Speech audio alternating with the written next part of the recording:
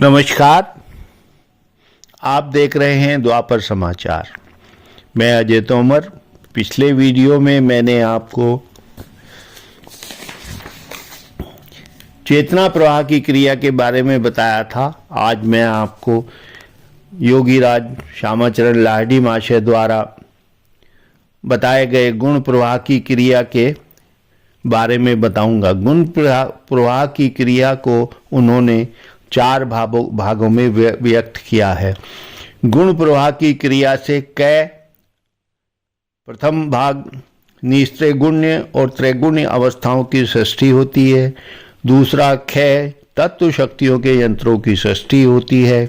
गै सप्त पद्मों और 50 मात्रकाओं की सृष्टि होती है। और चौथा घै तत्व समूहों के अधिष्ठात्र देवताओं की सृष्टि होती है, जिसका विवरण नीचे दिया जा रहा है।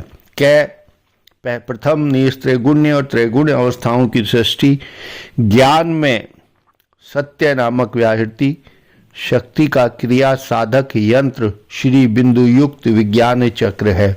विज्ञान चक्र का मूल मूला चक्र है। यह मूला चक्र है साम्य अवस्था, संपन्न समष्टि त्रिगुण क्षेत्र, और वह श्री बिंदु युक्त विज्ञान चक्र है। क्रिया में व्यष्टि त्रिगुण क्षेत्र। क्रिया में तपे नामक व्याहृति शक्ति का क्रिया साधक यंत्र है। कूटस्थ बिंदु युक्त अज्ञान चक्र चेतना शक्ति की क्रिया से स्फुटित प्राण में तप शक्ति के प्रभाव से वह कूटस्थ बिंदु युक्त अज्ञान चक्र उज्जवल हो जाता है। और मूला चक्र में त्रिगुण के साम्य भाव से शोभ उत्पन्न होता है। उस समय त्रिगुण व्यष्टि भाव धारण करके क्रियाशील होकर वहां पर गोलक की सृष्टि करता है, और उसके बाद वहां से निकलकर विशुद्ध अवस्था में परस्पर छूटा छूटी के भाव से पृथक धारा में प्रवाहित होकर परमा क्षेत्र को पार करके विज्ञान चक्र में मूल त्रिकोण क्षेत्र में आ जाता है, और वहां पहुंचकर सत्व धारा चेष्टा में, रजो धारा बामा में और तमो धारा रौद्री में यथाक्रम से शुद्ध सत्य में विष्णुलोक, शुद्ध रजो में ब्रह्मलोक और शुद्ध तमो में रुद्रलोक की सृष्टि करता है। बाद में वे पृथक धाराओं में प्रवाहित होते हुए कूटस्थ बिंदु में आकर मिल जाती हैं और वहां पर तपोलोक की सृष्टि करती हैं। इस प्रकार से तीनों गुणों की 3 विशुद्ध धाराएं मूल त्रिकोण के ऊपर की ओर नीचे 3-3 करके कुल 6 त्रिकोण क्षेत्रों की रचना करती हैं। वह 6 त्रिकोण क्षेत्र इस प्रकार हैं, जिनको आप पीछे वीडियो में दिए गए चित्र में भी देख सकते हैं। ऊपर में पहला मूला ज्येष्ठा बामा, दूसरा मूला ज्येष्ठा रौद्री, तीसरा मूला बामा रौद्री नीचे की ओर, चौथा कूटस्थ ज्येष्ठा बामा, पांचवा कूटस्थ ज्येष्ठा रौद्री, छठा कूटस्थ बामा रौद्री। विशुद्ध गुणों की तीनों धाराएं कूटस्थ बिंदुओं पर मिलकर मिश्रित हो जाती हैं। उस समय में मिश्रित तीनों गुण मलिन या अविशुद्ध हो जाते हैं और वे त्रैगुण्य के नाम से अभिहित होते हैं। वे त्रैगुण्य 3 प्रकार का रूप धारण करके अविद्या में ईड़ा, पिंगला और सुषुम्ना इन 3 नाड़ियों में प्रवाहित होकर अपना कर्म करते हैं। उनके कर्म में जन में स्व भुव भू नामक व्याहृति, पंचक के स्थान में यथाक्रम में जनलोक, महरलोक, स्वरलोक, भूअरलोक और भूलोक बनते हैं। उनके तीनों रूप इस प्रकार हैं। सत्व प्रधान त्रिगुण, यही मलिन सत्व है। यह सुषुम्ना नाड़ी में प्रवाहित होता है और सत्व के नाम से अभिहित होता है। रज प्रधान त्रिगुण यही मलिन रज है, यह ईड़ा नाड़ी में प्रवाहित होता है और रजय नामक नाम से अभिहित होता है। और तीसरा तम प्रधान त्रिगुण, यह मलिन तमय है, यह पिंगला नाड़ी में प्रवाहित होता है और तमय नाम से अभिहित होता है। अविद्या क्षेत्र में तीनों गुण कर्म शक्ति के परिचालक हैं। इस प्रकार से कर्म और कर्ता दोनों ही जीवों के संसार बंधन के कारण हैं। ये ज्ञान, क्रिया, कर्म और मोह को उत्पन्न करके जीव के लिए त्रिविध कर्म बंधन की सृष्टि करते हैं, किंतु विद्या क्षेत्र में और परमा क्षेत्र में वे कर्म के लगाव से रहित होकर शुद्ध अवस्था में रहते हैं। इसलिए वे जीवों के बंधन के कारण नहीं बनते हैं, बल्कि वे जीव बंधन के मोचन के कारण बनते हैं। इसलिए भगवान ने अर्जुन से कहा है कि निस्त्रे गुणियों भवार्जुना। दूसरा जो बताया है तत्व शक्ति के यंत्रों की सृष्टि, 6 भाग है ये।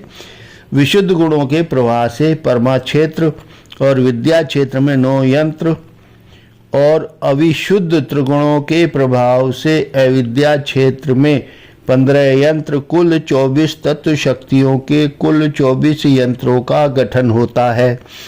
वे इस प्रकार हैं: परमा क्षेत्र में और विद्या क्षेत्र में ज्ञान के मन, बुद्धि, अहंकार और चित्त नामक 4 अंतःकरण और चक्षुकर्ण, नासिका, जिह्वा और त्वक नामक 5 बहिकरण शरीर के 7 प्रसिद्ध ऊर्ध्व द्वार हैं। अविद्या क्षेत्र में मेरुदंड में स्थित पंच कर्मेंद्रियों शक्तियों के, पंच प्राण शक्तियों के और पंचभूत शक्तियों के या द्रव्य शक्तियों के जो 15 यंत्र गठित होते हैं, वे इस प्रकार हैं: जने नामक व्याहृति में व्योम नामक भूत के या तत्व के उपादान के द्वारा कंठ प्रदेश गठित होता है। इस कंठ में ही वाक नामक कर्मेंद्रिय शक्ति का यंत्र वागु यंत्र उत्पन्न होता है और क्रिया शक्ति उदान वायु के रूप में विकसित होती है। मह नामक व्याहृति में महक नामक भूत शक्ति की द्रव्य शक्ति के उपादान के द्वारा वक्ष प्रदेश ये 9 यंत्र बनते हैं। चिंतन वेदन करण या यंत्र चित है, यह विष्णु चक्र में ज्येष्ठा में प्रस्फुटित होता है। अहम अभिमान करण या यंत्र अहंकार है, जो कि रुद्र चक्र में रोद्री में प्रस्फुटित होता है। मम अभिमान का कारण या यंत्र बोधन क्रिया का करण या यंत्र बुद्धि है, जो कि ब्रह्म चक्र में वामा में प्रस्फुटित होता है।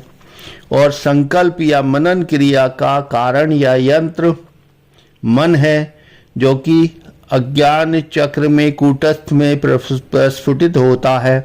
और दोनों चक्षु, दोनों कर्ण, दोनों नासारंध्र और मुख जिह्वा ये 7 करण या यंत्र विद्या क्षेत्र की क्रिया से प्रस्फुटित होने पर उनकी बहिर्मुखी वृत्तियों के 7 छिद्र उत्पन्न होते हैं।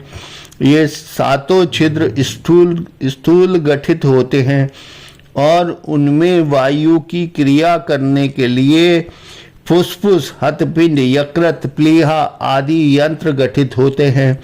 और कर्मेंद्रियों की ग्रहण शक्ति और स्पर्श शक्ति के यंत्र 2 हाथ गठित होते हैं और क्रिया शक्ति प्राणवायु के रूप में विकसित होती है।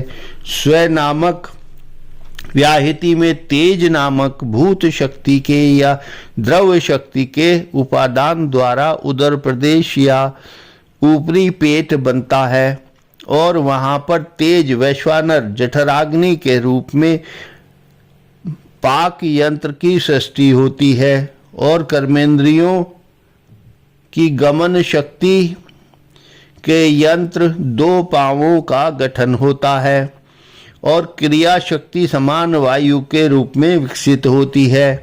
वह नामक व्याहृति में अप नामक भूत शक्ति या द्रव्य शक्ति के उपादान द्वारा मेद्र प्रदेश या तल पेट का गठन होता है और वहां पर कर्मेंद्रियों की जनन शक्ति का यंत्र उपस्थ या लिंग का गठन होता है और क्रिया शक्ति व्यान वायु के रूप में विकसित होती है।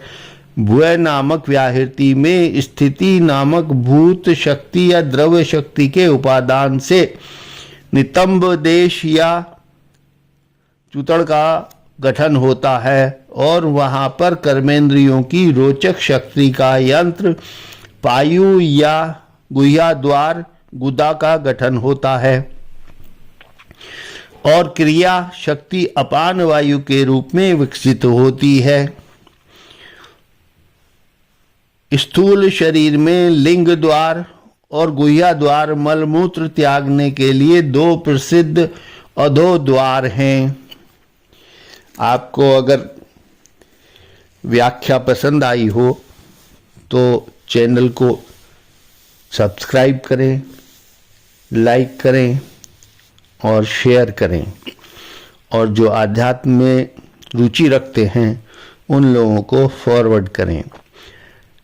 अगले वीडियो में मैं आपको तीसरे और चौथा जो भाग है, तीसरा सप्त पद्म और 50 मात्राओं की सृष्टि और चौथे में अधिष्ठात्र देवताओं की सृष्टि के बारे में बताऊंगा। धन्यवाद।